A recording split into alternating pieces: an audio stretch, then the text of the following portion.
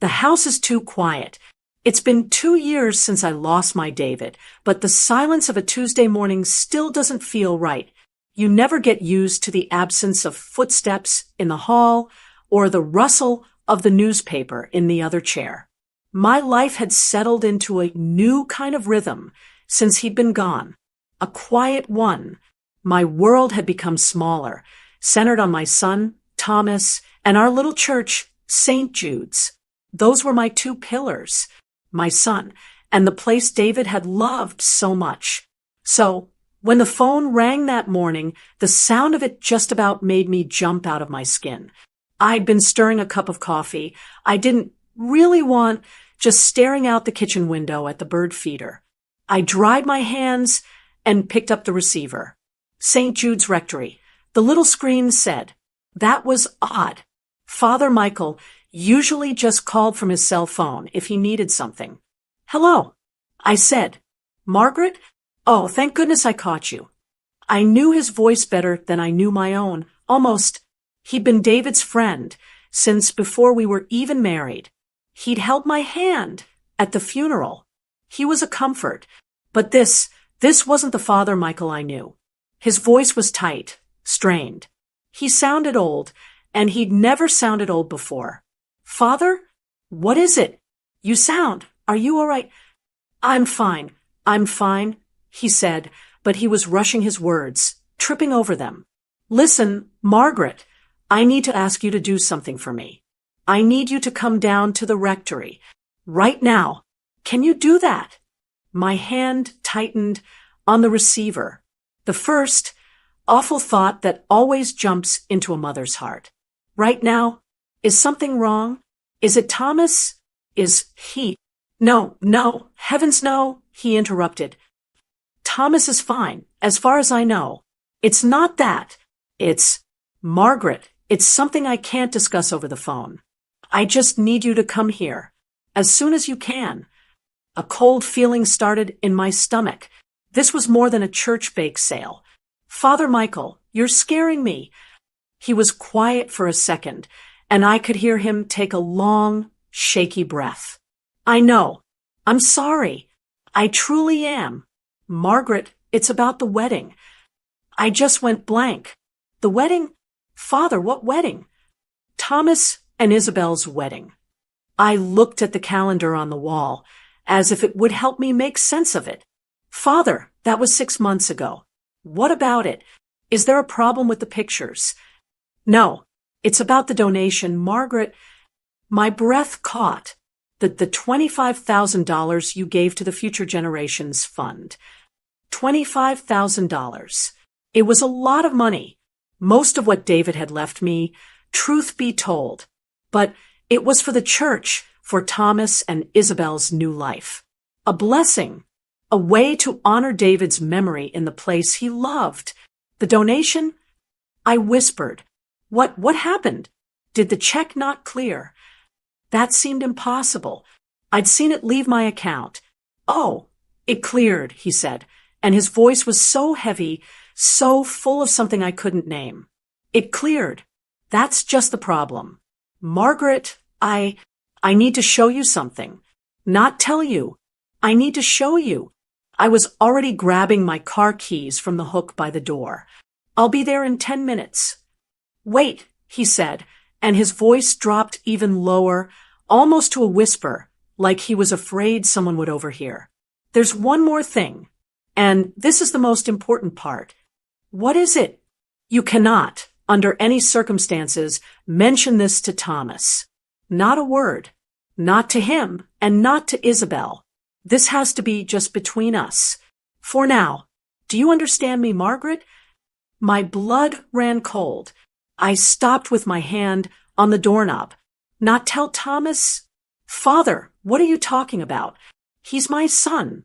It was his wedding. I know, he said, and he sounded so tired, just bone tired. Please, Margaret, just trust me on this. Please, just come. We'll talk it through. And then, before I could ask another question, he hung up. I stood there in my kitchen, the phone still pressed to my ear, listening to the empty buzz of the dial tone. The coffee, in my mug was cold. The silence I'd been complaining about just 10 minutes ago suddenly felt different. It wasn't empty anymore. It was heavy. It was full of dread. What had I done? $25,000. A donation to honor David's memory. A gift for my son's marriage. And now, 6 months later, the priest who married them was on the phone, sounding like the world was ending, and telling me I couldn't even talk to my own child about it. My mind was racing, trying to catch up. Had I done something wrong with the check? Was the fund in trouble? And why Isabel?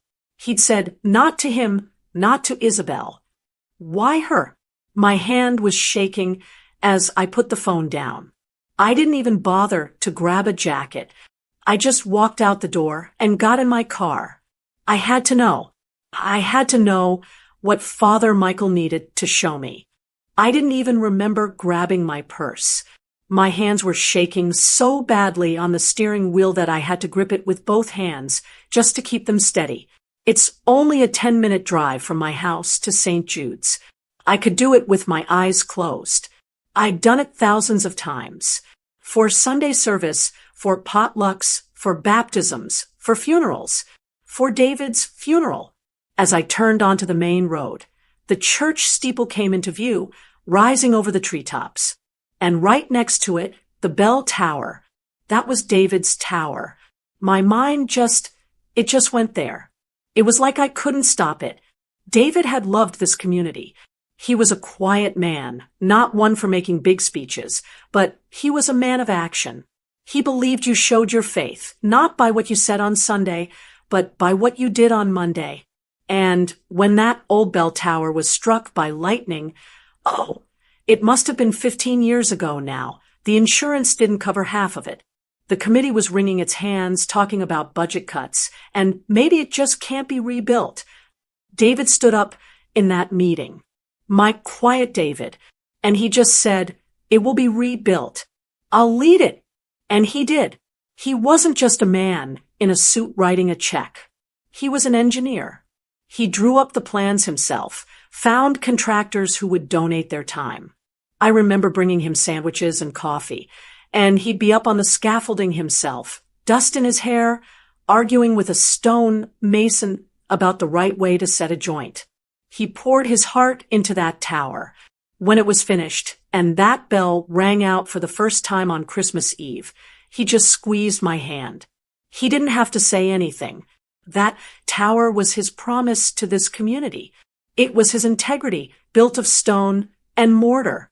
He and Father Michael had been friends for forever.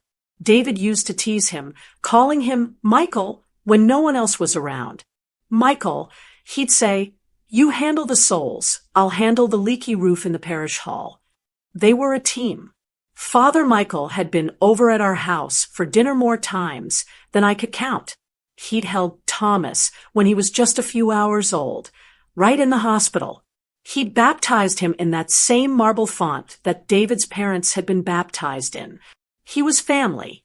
And that's why my heart was pounding so hard it hurt. Father Michael wasn't a man for drama. He was the calm in the storm. For him to sound like he did on the phone, scared, secretive, and telling me to hide things from my own son, it was wrong. It was all wrong. When David passed, it felt like the whole town was holding me up. And Father Michael, he was my rock. He helped me sort through the paperwork. He'd just sit with me in the kitchen when the silence got too loud.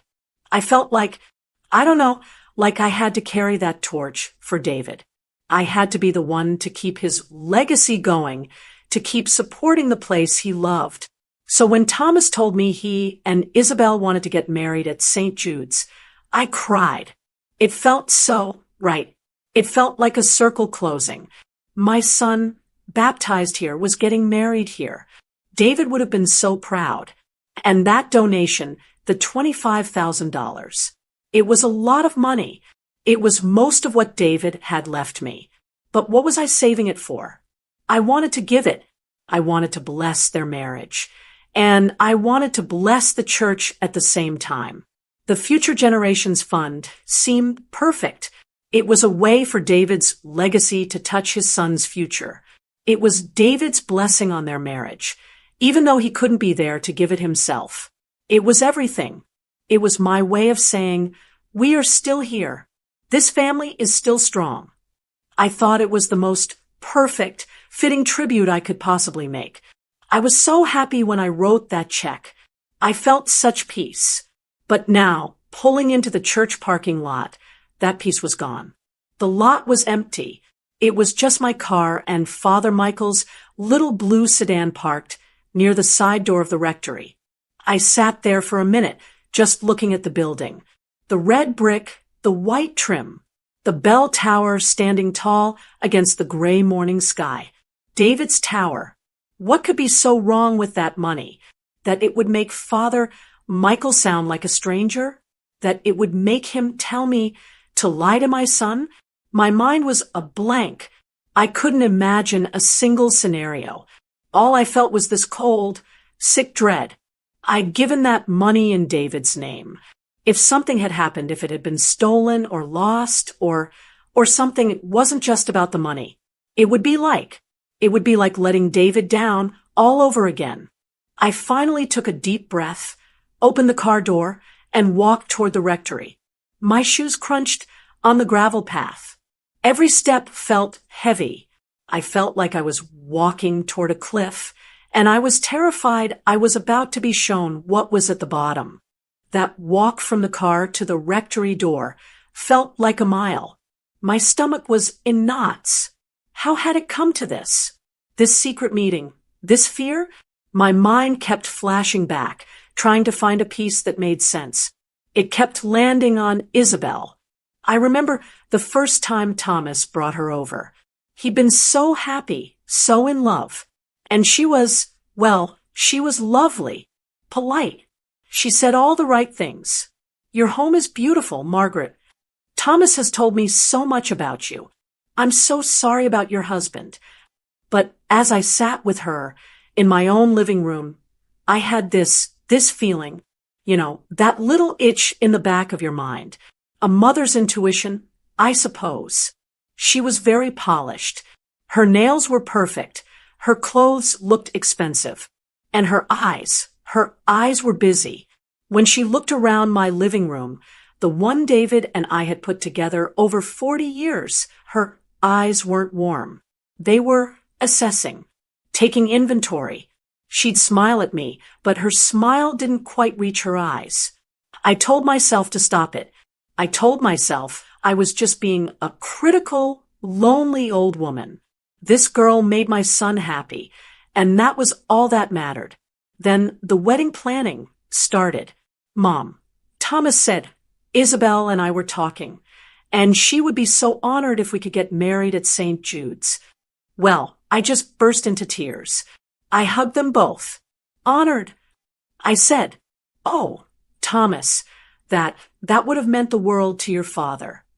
Isabel put her hand on my arm. "It's all about family, Margaret," she said, her voice so smooth. "We want to honor David's memory. It's the only place that feels right." I was so touched.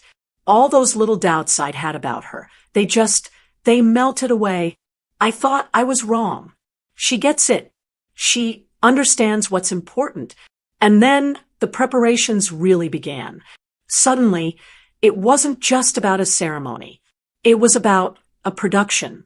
I'd offered to help, maybe get the ladies from the church guild to help with the flowers. Isabel just gave me that tight little smile. "That's so sweet, Margaret, but I have a very specific vision. We're flying in orchids. They're just so much more elegant.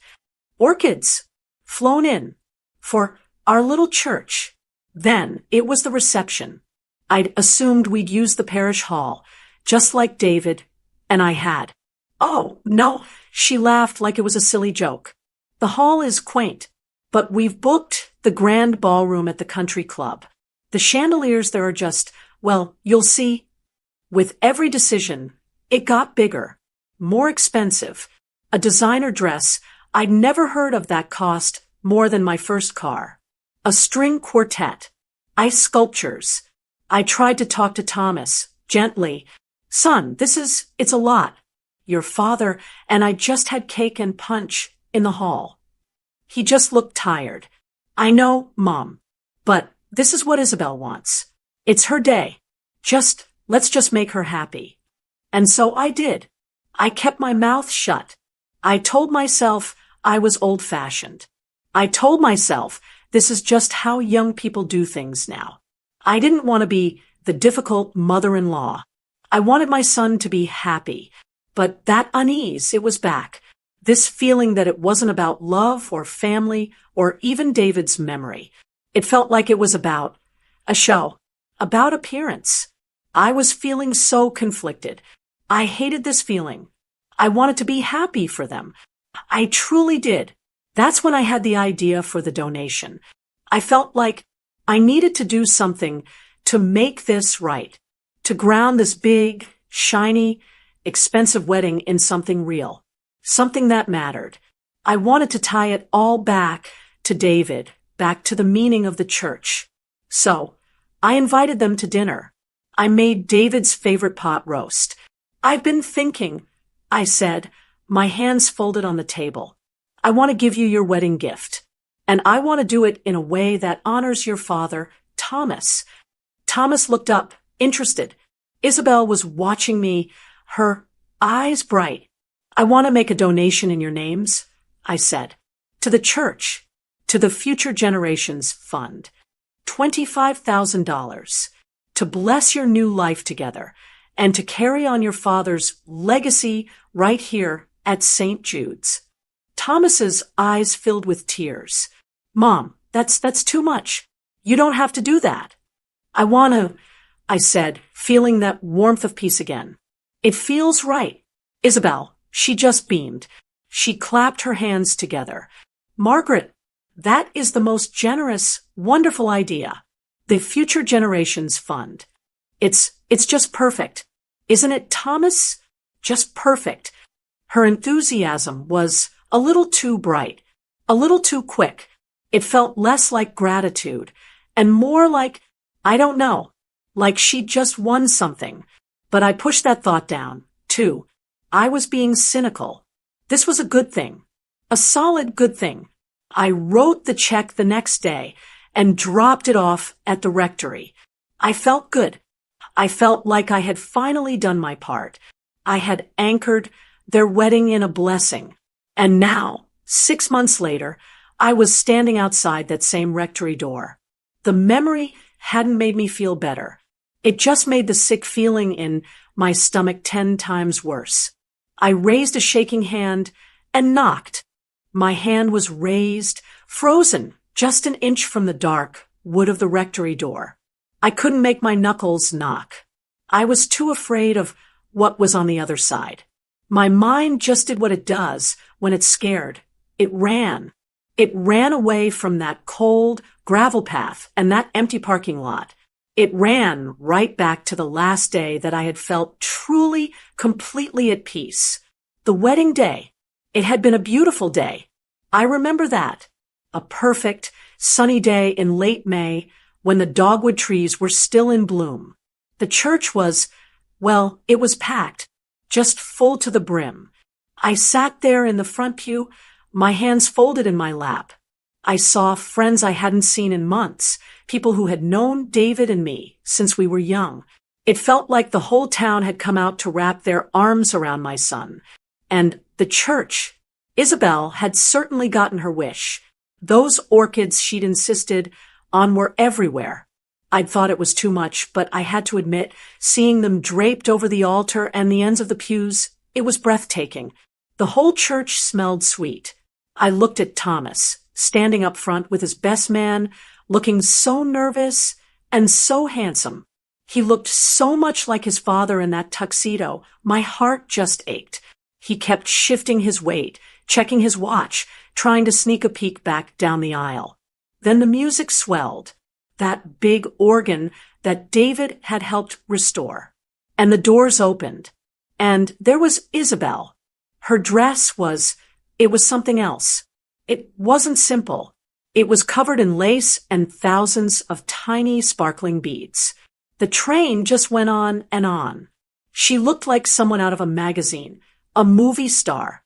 And the look on Thomas's face when he saw her, well, that's what did it. That's what made all my doubts just melt away. He looked like he'd just seen the sun for the first time. I felt my eyes fill with tears. Good tears. Father Michael stepped up to the pulpit. He was smiling, that warm, comforting smile. He didn't just read from a book. He spoke from the heart. He talked about love and patience and building a life together. And then he looked right at me, right in that front pew. We are gathered today, he said, in a place built on love. We are surrounded by the legacy of a good man, David, a man who showed his faith not just in words, but in stone and in service. He motioned toward the bell tower, just outside the window. David's love is in these very walls. And today, it is in his son, Thomas, as he begins his own family. A legacy of love passed down. I had to pull my handkerchief out of my purse. I was just overcome. I looked at Thomas and at this beautiful girl in this sacred place, David's place. And I felt it, a profound, deep sense of peace. I did the right thing, I thought.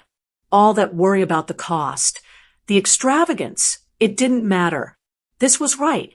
The donation, the wedding, all of it. It was a blessing. I had honored my husband. I had done right by my son. Then it was time for the vows. Thomas went first. His voice was thick, cracking with emotion. He held her hands and looked right into her eyes. Thomas, he started, and you could just feel it. You could feel the promise he was making. It was real. It was heavy. Then it was Isabel's turn. She started, Isabel, take you? Thomas? Her voice was perfect, clear as a bell, not a waver in it. And then, just for a second, I saw it. Her eyes, they flickered. They moved from Thomas's face, just for a split second, over his shoulder, to the photographer, who was moving in the aisle, trying to get a better angle. And she smiled. It wasn't a smile for Thomas. It was a smile for the camera. Her voice never faltered. To have and to hold. But her gaze was it was somewhere else. I saw her hand, the one holding Thomas's, and her knuckles were white, but her face was perfectly composed. Radiant. Practiced. My stomach did a funny little flip. I told myself to stop it. Stop it, Margaret. The poor girl is nervous. She's on display. It's not every day you have 150 people staring at you. It's just wedding day nerves. That's all it is. The rest of the ceremony was a blur. They kissed. Everyone clapped. We all went to the country club. And the reception, it was exactly what she had wanted. It was loud. There was a string quartet, and then a band. There were ice sculptures. I'd never seen an ice sculpture in real life. It was a pair of swans. I watched Isabel. She was glowing, but she was in motion all night. She was pulling the photographer with her. Oh, we must get a picture with the champagne fountain. Let's get one of me cutting the cake. She was performing. I tried to just focus on Thomas. He was so happy. He had his arm around her, and he was just beaming at everyone. He was so proud. I sat at a table with some of our old friends, and we talked about David. We talked about the bell tower. It was good. It was normal. And I looked over at my son, dancing with his new wife, and I told myself, let it go, Margaret. This is his life now. He is happy. That is all that matters. I pushed that little, nagging, ugly thought down as far as it would go. I buried it. And that was the memory I was clinging to, that feeling of peace, that image of my happy son. I held on to it, standing right there on the rectory steps, the cold air on my face. I held on to it because I knew deep in my gut that whatever was on the other side of that door was about to rip that memory to shreds. I took one more deep breath, closed my eyes, and I knocked. My knock on the heavy oak door of the rectory sounded too loud. It echoed for a moment, and then silence. I stood there on the cold stone step, my purse in one hand, my heart just hammering against my ribs. I waited. It couldn't have been more than 10 seconds, but it felt like an hour. It felt like I was waiting for a judge to read a verdict. And in that terrible, heavy silence, the last 6 months just flooded in. It was like my mind was trying to find the answer before the door even opened. All the little doubts I'd buried on the wedding day. All the tiny, sharp-edged feelings that I told myself were just me being a lonely old woman. After the wedding, after they got back from their honeymoon in, where was it? Italy, I think. I expected things to settle down. I expected my son. I thought we'd have Sunday dinners again. I thought I'd have a daughter. Instead, the house just stayed quiet. I remember calling Thomas that first week. "Hey, Mom," he'd said, his voice bright but distant. "We're just so busy. Unpacking, and work is just crazy. And Isabel is starting on redecorating the apartment." "Of course, dear," I'd said. "Just call me when you have a minute." But he didn't. A week went by. I called again. "Oh, Mom, shoot, I was just about to call you. We're buried in thank you notes." The weekly calls I'd always had with my son became every 2 weeks. And then I realized I was the only one calling. "Are you two coming for Sunday dinner?" I'd ask. "I was going to make your father's pot roast." A pause. I'd hear him cover the phone, that muffled sound of him asking Isabel something. He'd come back on the line. "Oh, sorry, Mom, we can't this week. Isabel's parents are having a thing at the country club, where we're already committed." It was always Isabel's parents. Always the country club. Always something I wasn't a part of. Then, when I did see them, it was different. Thomas seemed tired. He had dark circles under his eyes. And Isabel, she was just glowing. I remember it was maybe 2 months ago they stopped by to pick up some of his old college things from the attic. They pulled up in a brand new car. I mean, brand new. It was a dark, shiny blue, the kind of luxury car that David and I would have looked at and said, "That's just frivolous." I stood on the porch. "Goodness, Thomas, did you get a big promotion at work?" Isabel got out of the passenger side. She was wearing a new coat, a dark green wool one that looked very, very expensive. She just laughed, that light, airy laugh of hers. "Oh, Margaret, no. My parents were just so thrilled about the wedding. They gave us a very generous cash gift. They insisted we get something practical." "Practical? That car?" I just nodded. What was I supposed to say? I felt pushed out. It wasn't one big dramatic thing. It was 1,000 little cuts. It was the way they'd talk about restaurants I'd never heard of or people I didn't know. The way Isabel would answer a question I'd ask Thomas. "Oh, he doesn't like that anymore," she'd say. He'd just nod, looking at his plate. Then, the watch. I saw it on Thomas's wrist one night. It was gold. Heavy. He saw me looking at it, and he pulled his cuff down over it, almost like he was ashamed. "Isabel is doing so well with her consulting," he'd said, his voice quiet. She's a real powerhouse." I never did find out what exactly she consulted on. But the worst of it, the part that still makes my chest feel cold, was the anniversary. David's anniversary. The second one. The first one, last year, Thomas and I had gone to the cemetery together with flowers. We'd gone to Sal's, our old favorite restaurant, and we'd told stories about his dad. It was hard, but we were together.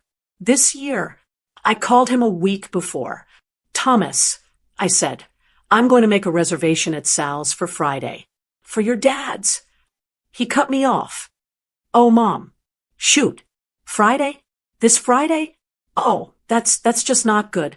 Isabel and we have non-refundable tickets. We're flying to, I think it's Aruba, some resort. We just can't get out of it. It's been planned for months. I just, I just stood there in my kitchen, holding the phone. My hand was gripping it so tight my knuckles were white. Non-refundable tickets. It wasn't that he'd forgotten. It was that he'd known. They had planned to be away. I had to clear my throat. I see. Well, you two have a good time. Send me a postcard. I hung up the phone. And I didn't cry. I was too cold. I felt a numbness.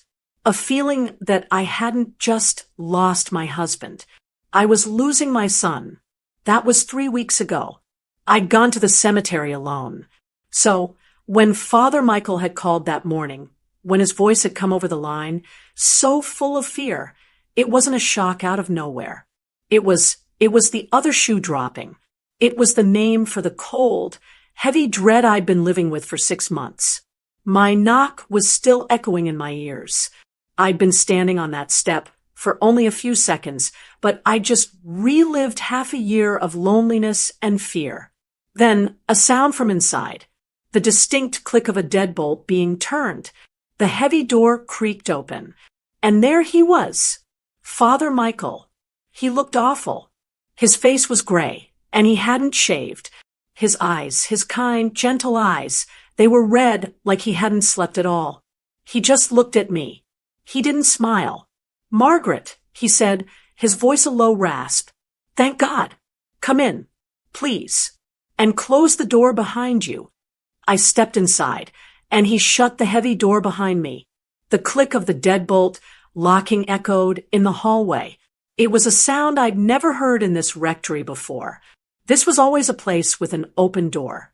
The air in the office was stale. It smelled like cold coffee. He hadn't just woken up. He hadn't been to bed at all. "Margaret, sit down," he said, and it wasn't a request. He didn't go to his usual chair. He just stood over his desk, and my goodness, the desk, it was a disaster. It was covered, buried, in green and white ledger papers, bank statements, and stacks of what looked like receipts. Father Michael was a tidy man. This was chaos. I sat in the hard wooden chair opposite him, the one I'd sat in 100 times to plan festivals or community dinners. It felt cold. He just stood there for a moment, rubbing his eyes under his glasses. He looked broken. "Father," I whispered, "what is all this? You look like you're about to be sick." "I am Margaret," he said, his voice a low rasp. "I am sick to my heart." He took a deep breath. "As you know, at the end of every year, our bookkeeper and we do the audit for the diocese. It's routine. We cross every T. We account for every dollar." He pushed a large, bound ledger book across the desk. This is the ledger for the Future Generations Fund. The fund your donation was meant for. He put a shaking finger on a line. "I started the audit 3 days ago. I was just reconciling the accounts, checking our books against the bank statements. And I couldn't find it." "Find what?" I asked, though my throat was suddenly tight. "Your check. The $25,000. It's not here. It was never deposited into this account." My first feeling wasn't fear. It was relief. I almost laughed. "Oh, Michael, you scared me half to death. That's all. It's a filing error. Good heavens, you must be exhausted. You probably just missed it. Or someone put it in the wrong column." He didn't smile. He just shook his head, a slow, tired motion. "No, Margaret, that's what I thought. That's what I prayed for. I spent all of Monday, all of Tuesday, tearing this office apart, looking for that clerical error. It's not here." He slid a different paper across the desk. It was a bank statement. "So," he continued, "I called the bank. I asked them to track the check. I thought maybe it was lost. But it wasn't lost, Margaret. He tapped the paper. Your check was cashed. It was cashed 2 days after you gave it to me. I let out the breath I was holding. Oh, well, see? It's fine. It got put in the wrong account. It's in the general fund or the building fund, right? It's still with the church. You just have to move it. That's all. His face just crumpled. Margaret, no. It's not in the general fund. It's not in the building fund. I've personally gone through every single account St. Jude's has. The money is not here. It's not in the church at all. I just stared at him. I don't understand, I said. If the check was cashed, but it's not in the church's accounts, then where did it go? He took a single, thin piece of paper from a folder. He held it between his 2 fingers like it was something filthy, something he didn't even want to touch. This, he said, is what the bank manager gave me this morning. He's a friend of mine. He shouldn't have done it, but he did. This is a copy of the deposit transaction. For your check. He laid it on the desk between us. I looked down. It was a deposit slip. A standard, boring slip. But the account name, the name printed at the top, it wasn't St. Jude's Church. It wasn't Future Generations Fund. It said, IGN Consulting, LLC. I read it twice. IGN Consulting. I looked up at him, confused. What is that? Is that one of the contractors? Did we still owe money on the bell tower? No, Father Michael said. His voice was flat. Dead. I've never heard of IGN Consulting in my life. It is not one of our vendors. It's not affiliated with the diocese. It's just an account. A private, limited liability corporation I've never seen before. My mind was spinning. So someone stole it? Someone stole the check right out of your office and cashed it? But the bank, how could they? It was made out to the church. I asked that, he said quietly. They told me the deposit was irregular, but that it had been authorized by someone with access to our accounts. A bank error. Then, I said, my voice rising, grabbing at that last piece of straw. It's the bank's fault. We'll just call them. We'll tell them they made a mistake. They have to put it back. Margaret, he said, and he looked so old. It's not a mistake. He pushed one last paper toward me. It was another bank statement. The statement for that other account. The IGN one. The manager. He showed me, he whispered. I looked down at the paper. My hands were shaking so hard I had to press them flat on the desk to keep them still. I saw the date. May 28th. 2 days after the wedding. I saw the line item.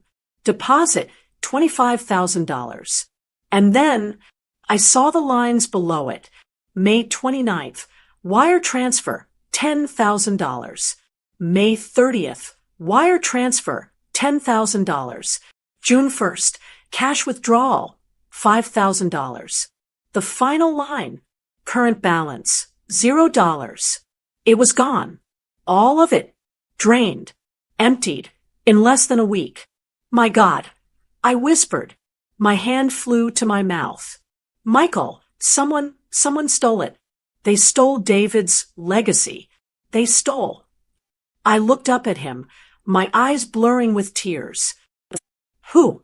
Who would do this? Who has access? Who could?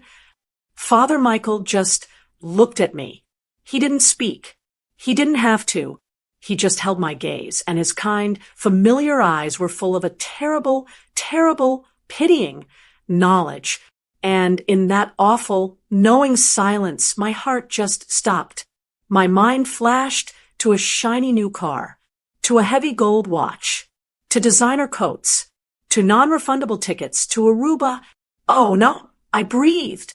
No, Michael, please, no. He just nodded once. A tiny, jerky motion. I think so, Margaret. I think it was Isabel. No, the word just fell out of my mouth, flat and dead. No, Michael, please. You're wrong. It can't be. I stood up from the hard chair, my legs shaking. I started to pace the small, cluttered office. It's a mistake. It has to be. Isabel. Our Isabel? She's flighty, yes. And she likes nice things. But this? Stealing? From a church? No. It's a coincidence. It must be. Someone stole her identity. That's it. They used her name. I was grabbing at anything, any branch, any twig, to stop myself from falling into that dark place I was dangling over. Father Michael just watched me, his face a mask of pity. Margaret, please, sit down. No, I said, my voice rising. I won't sit down.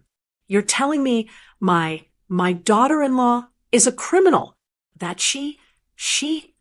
I couldn't even say it. Margaret, he said, and his voice was so firm, so sad, it cut right through my panic. I prayed you were right.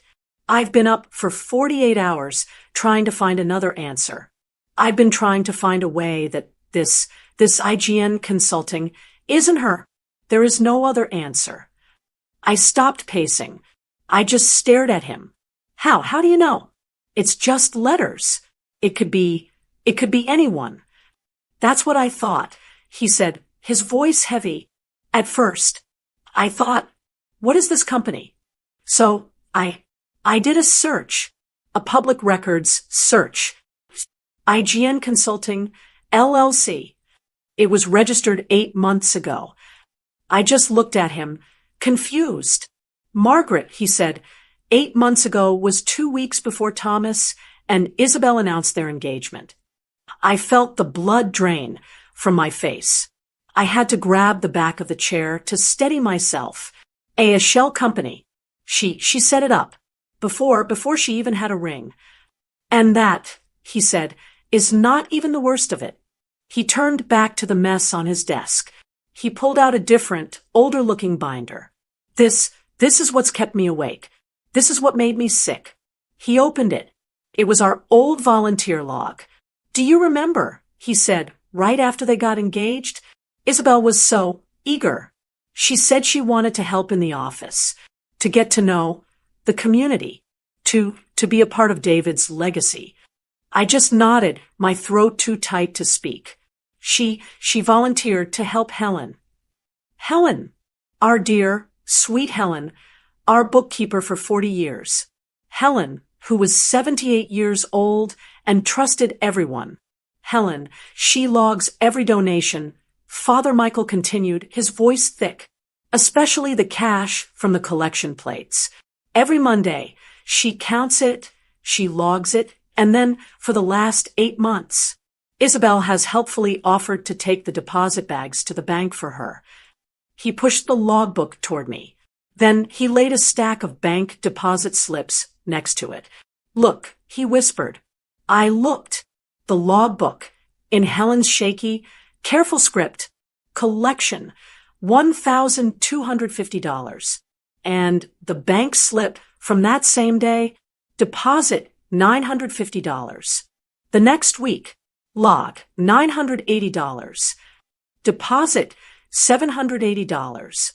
Week after week, $100 here, $200 there, $50, the cash. I whispered, the money from the plate, from old women like me, from families. She was skimming. Every week, he said, his voice hard. A little bit, not enough to raise a red flag, just a slow, steady drain. I just thought donations were down. I thought it was the economy. I never thought to check, to doubt. Not her. I sank back into the chair. My legs just gave out. So the wedding, I said, the pieces all falling into place. A horrible, ugly picture. All that insistence on St. Jude's. It wasn't to honor David. It was to get in. To get access. It was the perfect cover, he said, his eyes closed. She was here. She was trusted. She knew our systems. She knew Helen was slowing down. She bled us dry for months. And then you came. My head snapped up. You, Margaret, he said, and his voice was so full of pain. You, with your beautiful, generous heart, you came with a check for $25,000. It wasn't a little skimming anymore. It was the jackpot. She knew it was coming. She was waiting for it. All the air left my lungs. The orchids, the designer dress, the brand new car, the watch, the trip to Aruba, the money from the plates. That was her salary, I said, my voice dead. And my check was the bonus. It paid for the wedding. It paid for everything. I looked at the statements. The IGN account. She didn't even wait. She drained it in 3 days. So, I said, my voice hardening, a cold, hard anger replacing the shock. What do? We call the police. Right now. We call them. We show them this. We have her arrested. Father Michael let out a long, ragged sigh. He looked defeated. I did, Margaret. I called Detective Miller. He's an old friend. He came by late last night. He looked at all of this. And I demanded, when are they picking her up? He can't, he said. He said it's circumstantial. He said it's Helen's word against Isabel's. She'll say Helen is confused, forgetful. She'll say the cash was lost and the check. He couldn't look me in the eye.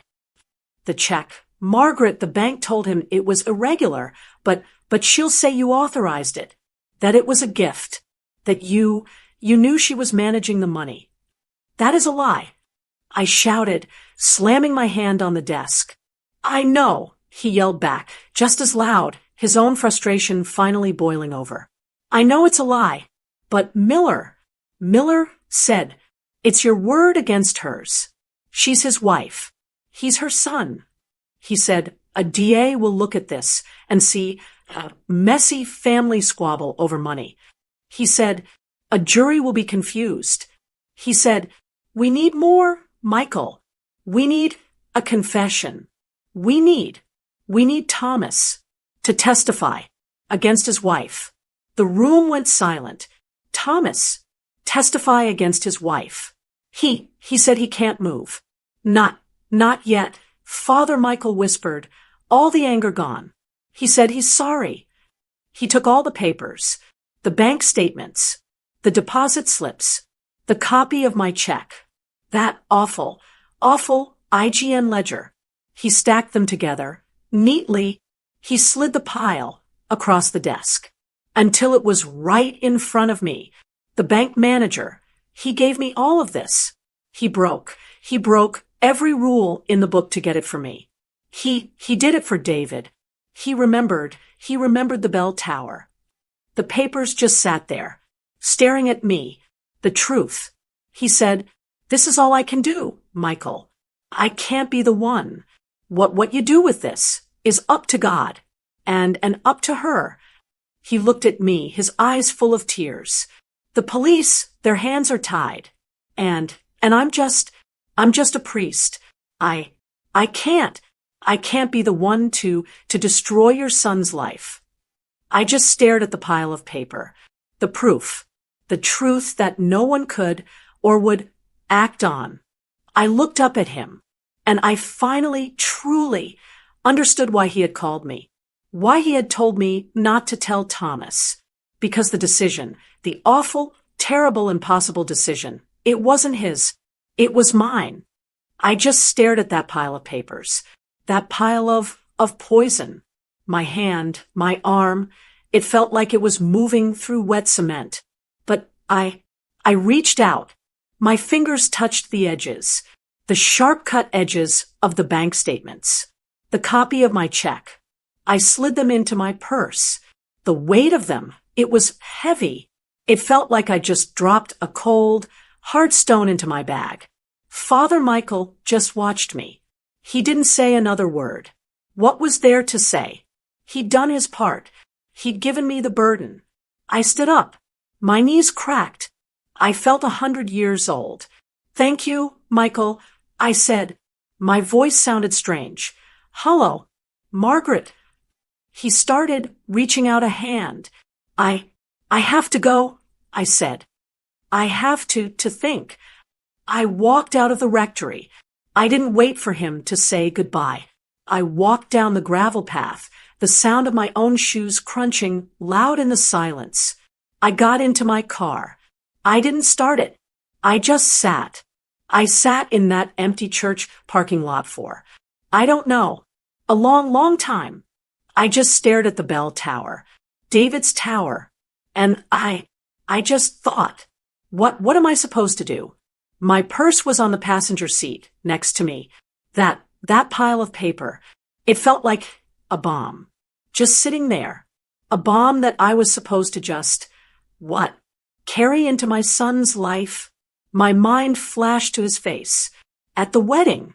That look of just pure, simple joy when he saw her walking down the aisle. The way he looked at her. He loves her. If I take this bomb and I give it to him, what happens to that face? What happens to my son? His world, his whole world will shatter. The woman he loves, the life he's building, the future he's planning, all of it just a lie, a sick, cruel lie. He won't just be sad. He'll be destroyed. And who will he blame? He'll blame me. He'll see me as the one who ruined his life. He won't be able to look at her, but he won't be able to look at me either. He will hate me for it. I've already lost my husband. Am I supposed to lose my son, too? Isn't it a mother's job to protect her child? To protect his happiness? Even if that happiness is built on something wrong?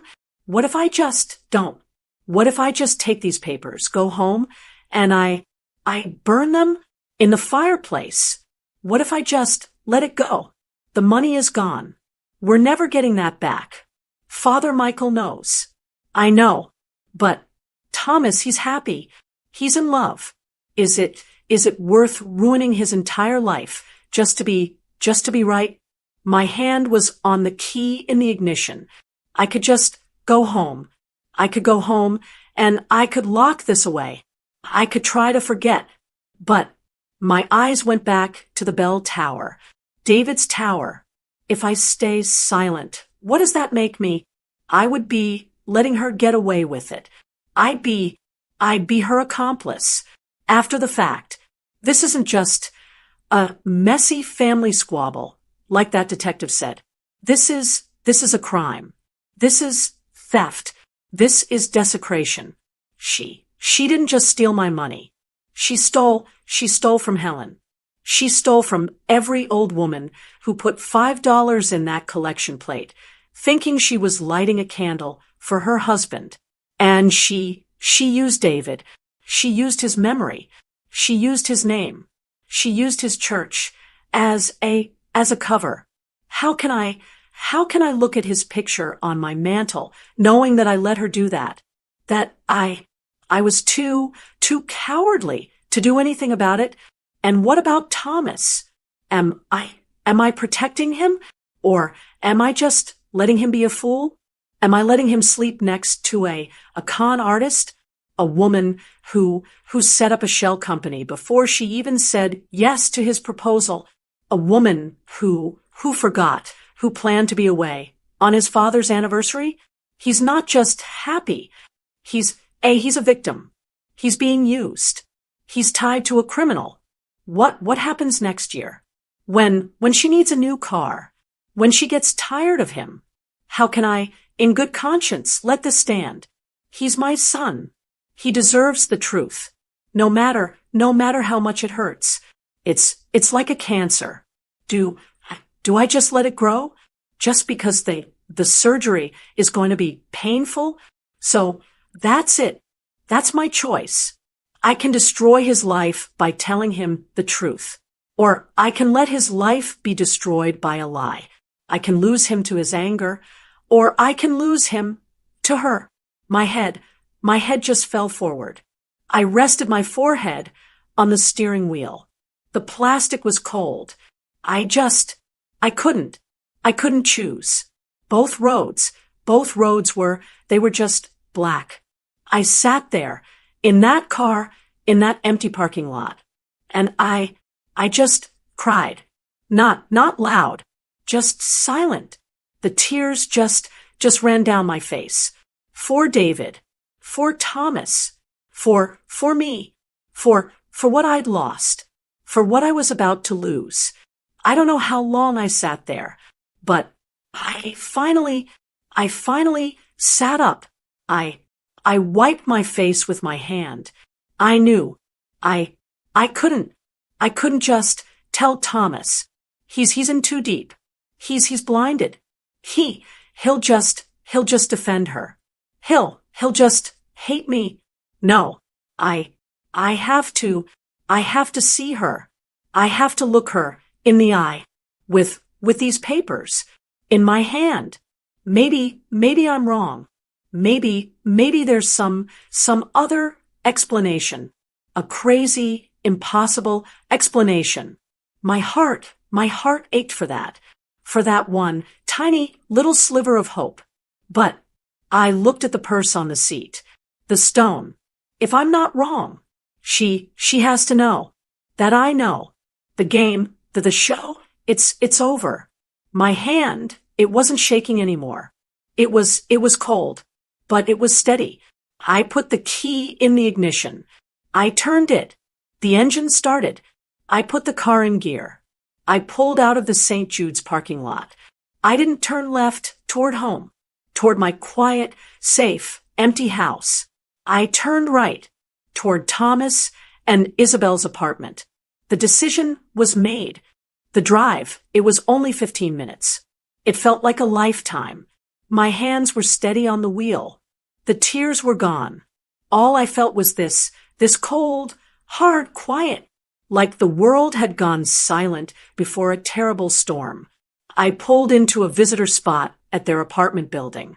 The building, with its fancy lobby and doorman, paid for with what? I didn't call up. I walked right in. My purse, with that heavy pile of papers, was clutched in my hand. I knocked on their door. Apartment 4B. I heard muffled voices inside. Then footsteps. The door opened. And there she was. Isabel. She was in a silk robe. At 11 in the morning. She had a coffee mug in her hand. When she saw me, her eyes widened just for a second. Then that bright, practiced smile clicked into place. Margaret, goodness, what a surprise. Is everything all right? I just looked at her. I looked at the silk robe. I looked at the perfect, smiling mask. I need to speak to Thomas, I said. My voice was flat. It didn't even sound like me. Her smile wavered, just a little. Oh, she said. Well, he's in the middle of some work. Can I give him a message? No, I said. I'm not leaving. I will speak to my son. Now, I must have looked, I don't know. I must have looked different than she'd ever seen me. Because she stepped back. Thomas, she called, her voice still trying to be light. Honey, your mother's here. Thomas came out of their study. He was in his shirt sleeves, a headset around his neck. He looked tired, but he smiled when he saw me. That genuine, warm smile. My son's smile. It just about broke my heart. Mom, hey, what's up? I wasn't expecting you. I know, Thomas, I said, stepping past Isabel, into their living room. I need to show you something. I think you should sit down. Mom, you're scaring me, he said, that smile just gone. What's wrong? Isabel was right behind me. Her arms were crossed. That polite mask was gone. Her face it was just hard. Is there a problem, Margaret? I turned to my son. I couldn't look at her. Thomas, I said, I was with Father Michael this morning. I saw a flicker in Isabel's eyes. Okay, Thomas said, sitting on the edge of their expensive, modern sofa. Is he okay? I put my purse on the coffee table. I couldn't just blurt it out. Thomas, I said, my voice shaking just a little. Do you remember the donation? The $25,000 for the Future Generations Fund. Yeah, of course, he said. Mom, that was so generous. Thomas, I said. I pulled the papers out. I laid them on the table. The ledger, the statement. It never went to the fund. He just stared at the papers. What? Mom, what are you talking about? It's a bank error. Or, it's not an error, Thomas. I laid the other paper down. The IGN Consulting LLC statement. The one that showed the deposit. The one that showed the zero balance. I don't understand, he said, picking it up. What is? IGN Consulting? Isabel, she finally spoke. Her voice, it was cold as ice. Margaret, what are you doing? What are you implying? I finally looked right at her. I'm not implying anything. I'm asking. Ask her, Thomas. Ask your wife what IGN Consulting is. Ask her why she set up a shell company 2 weeks before you even got engaged. Thomas's head, it just snapped toward her. His face, it was just white. Isabel, what is she talking about? She's a confused old woman. Isabel spat. She's just jealous. She's trying to cause trouble. Thomas, you can't listen to this. Am I Thomas? I said, and my voice was so quiet. Am I confused? I laid the last papers down. The church logbook, the deposit slips. Is this confused? Or is this the cash she was skimming from the collection plate every Monday for 8 months while she was volunteering to help Helen? Thomas just stared. He looked at the logbook. He looked at the deposit slips. He looked at the car keys on their hall table, the keys to that brand new, practical car. He looked back at his wife. His face, it was just blank with a horror I'd never seen. Isabel, he whispered, tell me this isn't true. Tell my mother she's lying. Tell her to get out. Isabel just stared at him, that hard, cold stare. And then her face just twisted. It was for us, Thomas, she finally said, her voice sharp. For our future. That old church, they don't even need that money. It was just sitting there. I was just making it work for us. For our life. Thomas, he didn't yell.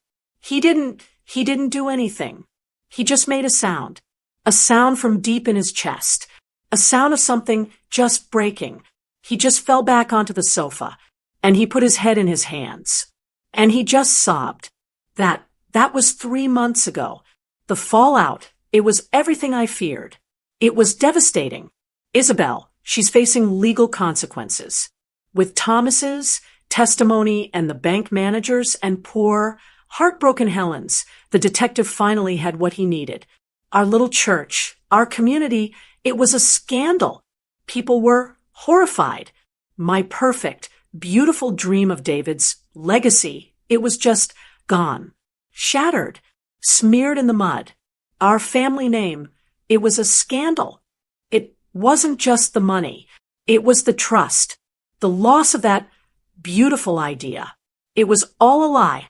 My son's marriage, just a performance, a lie. And Thomas, he didn't speak to me for 6 weeks. 6 long, agonizing weeks. I'd call. He wouldn't answer. I thought I'd lost him, just like I'd known I would. Then last Tuesday, my doorbell rang. It was him, standing on my porch. He looked thin.